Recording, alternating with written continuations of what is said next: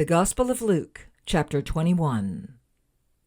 As Jesus looked up, he saw the rich putting their gifts into the temple treasury.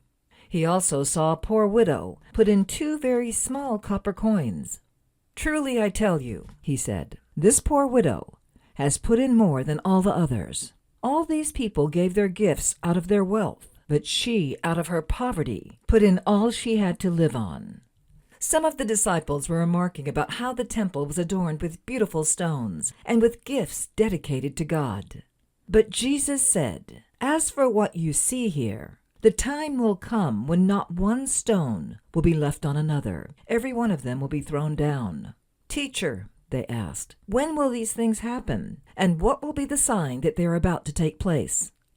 He replied, "Watch out that you are not deceived.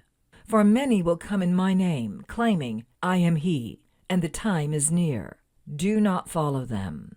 When you hear of wars and uprisings, do not be frightened.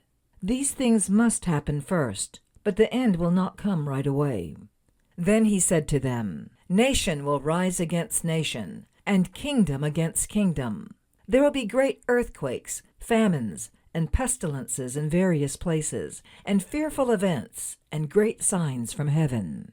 But before all this, they will seize you and persecute you. They will hand you over to synagogues and put you in prison, and you will be brought before kings and governors, and all on account of my name. And so you will bear testimony to me. But make up your mind not to worry beforehand how you will defend yourselves. For I will give you words and wisdom that none of your adversaries will be able to resist or contradict.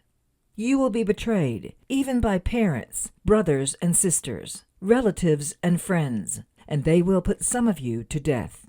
Everyone will hate you because of me, but not a hair of your head will perish. Stand firm, and you will win life.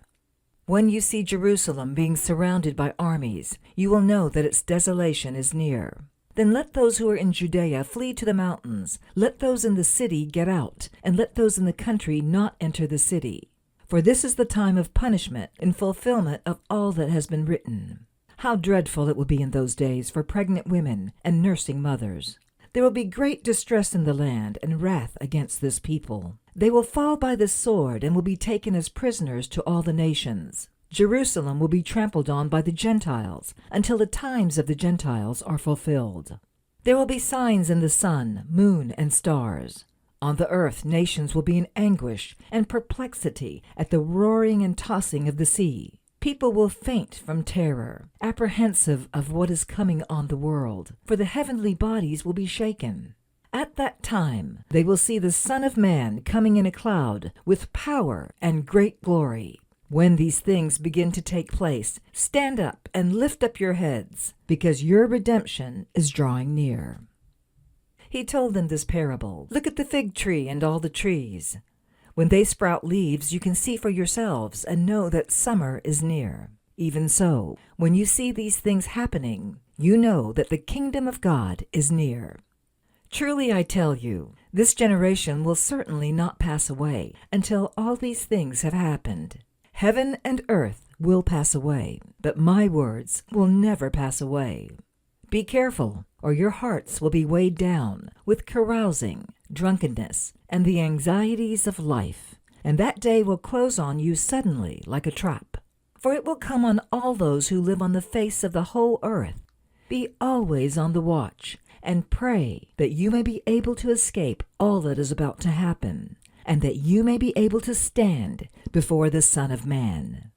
Each day Jesus was teaching at the temple, and each evening he went out to spend the night on the hill called the Mount of Olives.